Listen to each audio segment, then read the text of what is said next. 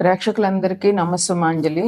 శుక్లాం భరధరం విష్ణుం శశివర్ణం చతుర్భుజం ప్రసన్నవదనం ధ్యాయేత్ సర్వవిఘ్నోపశాంతయే.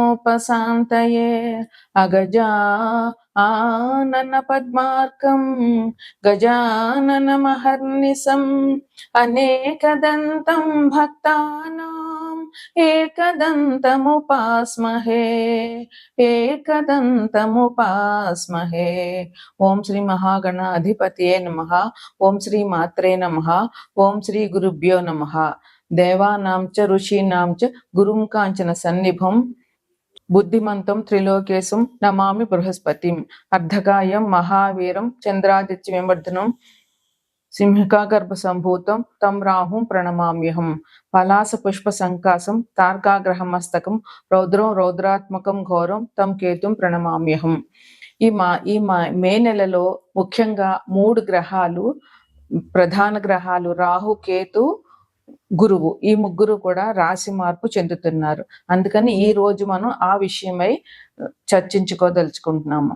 కొత్త సంవత్సరం, నూతన సంవత్సరం వచ్చినాక, తెలుగు వారికి ఉగాది వచ్చినాక, ఈ సంవత్సరం కొత్త సంవత్సరంలో మనకి ఎలా ఉంటుంది, ఎలాంటి ఫలితాలు వస్తాయి, నేను ఇప్పటికంటే అభివృద్ధి చెందుతానా చెందనా, నేను ఒక ఇల్లు కొనుక్కోగలుగుతానా, ఒక వాహనం కొనుక్కోగలుగుతానా, లేదా విద్యార్థులు అయితే మా విద్య ఎలా ఉంటుంది, నాకు ఆ కాలేజీలో సీట్ వస్తుందా, అదే గృహిణులు అయితే ఇంట్లోకి కావాల్సిన కష్టాలు లేకుండా గడుస్తుందా, భర్త ఆరోగ్యంగా ఎలాగుంటారు, అట్లాగే ఉద్యోగస్తులకి అయితే ఈ సంవత్సరమైన ప్రమోషన్లు వస్తాయా, అధికారులు మన్నన దొరుకుతుందా, ఇట్లా ఎన్నో కొత్త కొత్త ఆశలతోటి కొత్త సంవత్సరం రాగానే అందరూ పంచాంగాన్ని చూడడము, వాళ్ళ రాశి ఫలాలు చూసుకోవడము, ఆ రాశి ఫలాలు చదువుకుని ఎలా ఉంటుంది అనేటటువంటిది ఊహించుకోవడం జరుగుతూ ఉంటుంది. అయితే ఇది మానవ సహజం. అయితే 9 గ్రహాలు 12 రాసులు, ఇదే జ్యోతిషం. 9 గ్రహాలు 12 రాసుల్లో సంచరించడం వల్ల మానవుడికి వాళ్ళ జీవితంలో కొంచెం కొద్దిగా మార్పులు జరుగుతాయి. అది శుభమైనా జరగచ్చు, అశుభమైనా జరగచ్చు. అది వారి వారి జన్మ జాతకాన్ని బట్టి ఉంటుంది. అదే విధంగా దేశగోచారం కూడా దీనివల్లే తెలుస్తుంది. దేశాలకు కూడా ఎటువంటి అభివృద్ధులు ఉంటాయి, వర్షాలు పడతాయా, పంటలు బాగా పండుతాయా, యుద్ధాలు జరుగుతాయా, విపత్తులు ఏమైనా వస్తాయా, భూకంపాలు లాంటి విపత్తులు ఏమైనా వస్తాయా, ఇవన్నీ కూడా దేశగోచారంలో మనం ఈ 9 గ్రహాలు 12 రాసుల్లో సంచరించే విధానాన్ని బట్టి శుభాశుభ ఫలితాలు మనం తెలుసుకోవచ్చు. అయితే ఈ ఈ జన్మజాతకం మీద గోచారం అనేటటువంటిది చాలా ముఖ్యమైనది. జన్మజాతకం ఎప్పుడో పుట్టినప్పుడు ఉంటుందా, అది ఆ రాశుల మీద, ఆ గ్రహాల మీద గోచారంలో ఏ రోజుకు ఆ రోజు గోచారం మీద ఆ గ్రహాలు సంచరించినప్పుడు వ్యక్తులకి శుభాశుభ ఫలితాలు జరుగుతాయి. అదే విధంగా దేశ గోచారం కూడా జరుగుతూ ఉంటుంది. 9 గ్రహాల్లోనూ చంద్రుడు అన్ని గ్రహాలు ఒకటే విధంగా ఉండవు. ఎందువల్లంటే కొన్ని గ్రహాలు తొందరగా రాశి మారుతూ ఉంటాయి, కొన్ని గ్రహాలు ఎక్కువ కాలం ఒకే రాశిలో ఉంటాయి. ఉదాహరణకి చెప్పుకోవాలంటే చంద్రుడు 2.5 రోజులు ఒక రాశిలో ఉంటాడు. అదే విధంగా శుక్రుడు, బుధుడు అయితే 30 రోజులు ఒక రాశిలో ఉంటారు. కుజుడు 40 లేదా 45 రోజులు ఒక రాశిలో ఉంటారు. ఇక ముఖ్యమైన ప్రధాన గ్రహాలు అయినటువంటి రాహువు, కేతువు, గురువు, శని, ఈ 4 గ్రహాలు మాత్రం ఒక రాశిలో ఒక సంవత్సరం పైనే ఉంటాయి. అందువల్ల వీళ్ళు ఒక రాశి నుంచి ఒక రాశికి సంచారం చేసినప్పుడు ఈ చిన్న గ్రహాలు 30 రోజులు, రవి 30 రోజులు ప్రతి నెల 14-15 తారీఖుల్లో రాశి మారుతూ ఉంటారు. ఈ 30 రోజుల్లో మనకు కలిగే ఫలితాలు మంచి అయితే ఆనందిస్తాము, ఒకవేళ చెడు జరిగినా కొంచెం కాలం కనుక ఓపికగా ఉంటాము. కానీ ఈ 4 గ్రహాలు, పెద్ద గ్రహాలు ఏవైతే ఉన్నాయో ఇవి ఒక రాశిలో ఒక సంవత్సరం కంటే ఎక్కువ ఉండడం మూలంగా ఈ గ్రహాలు ఇచ్చే ఫలితాలు వ్యక్తుల జీవితాల మీద బాగా ప్రభావితాన్ని చూపిస్తాయి. అయితే ఆ గ్రహాలు ఇప్పుడు మారుతున్న గ్రహాలు ఏంటంటే, శని ఉగాది రోజున మార్చి 29వ తారీఖున కుంభరాశి నుంచి మీనరాశికి వచ్చారు.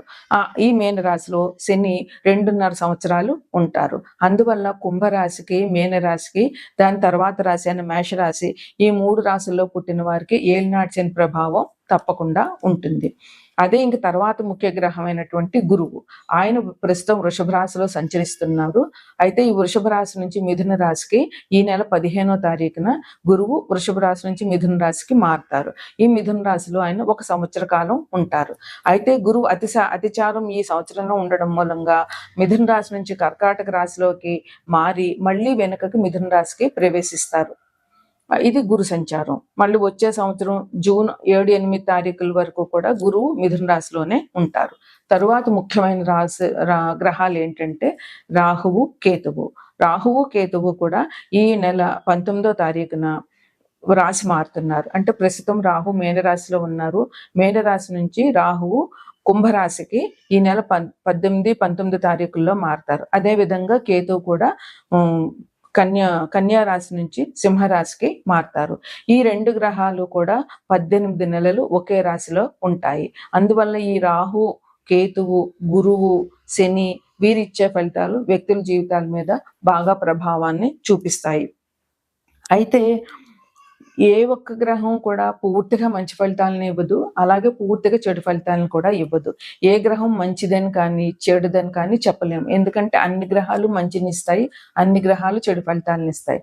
అయితే చెడు ఫలితాలైనా మంచి ఫలితాలైనా ఎట్లాగొస్తాయి అంటే మనం చేసే కర్మలను బట్టే ఉంటాయి. మనం మంచి చేస్తే మనకి మంచి జరుగుతుంది. మనం ఎవరికి అపకారం చేయకుండా ఉంటే మనకి దేవుడు అపకారం అన్నది చేయడు.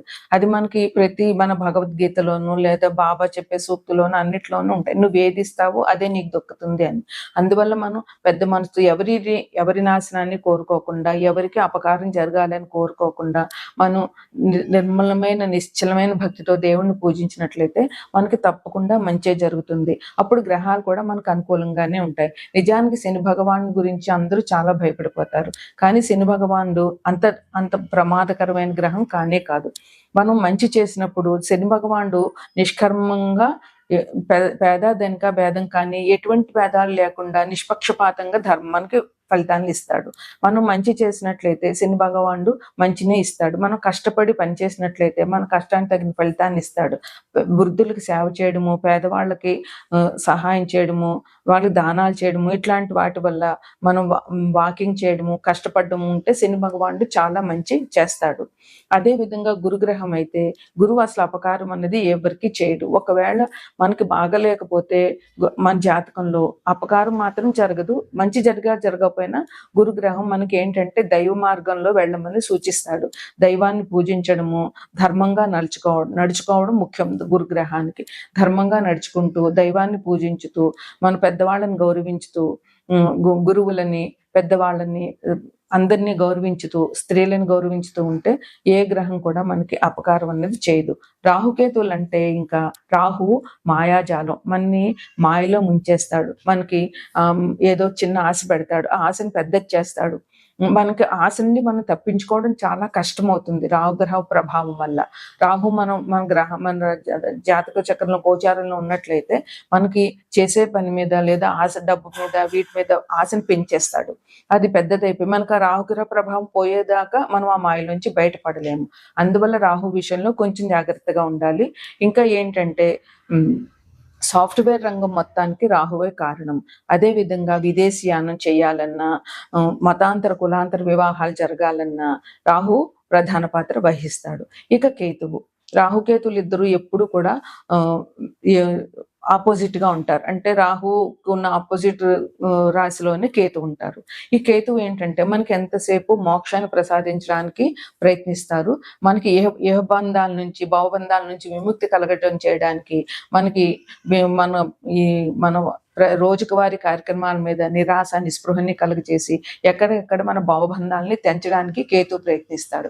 అందువల్ల చివరికి మనిషికి కావాల్సింది మోక్షమే. ఆ మోక్షం కోసం కేతుని ప్రార్థించినట్లయితే మన భావబంధాల నుంచి విముక్తి జరుగుతుంది. ఈ విధంగా అన్ని గ్రహాలు కూడా మనం చేసే కర్మల మీదే వాళ్ళు ఇచ్చే ఫలితాలు ఆధారపడి ఉంటాయి. తదుపరి రాశి ధనుసు రాశి. ధనుసు రాశి అధిపతి గురువు. గురువు మిథునంలో ఉండి ధనుసు రాశిని వీక్షిస్తున్నారు. అంచేత ధనుసు రాశి వారికి గురువు సప్తమంలో 7వ ఇంట్లో ఉన్నట్టుగా ఉన్నాడు. 7వ ఇంట్లో ఉన్నారు.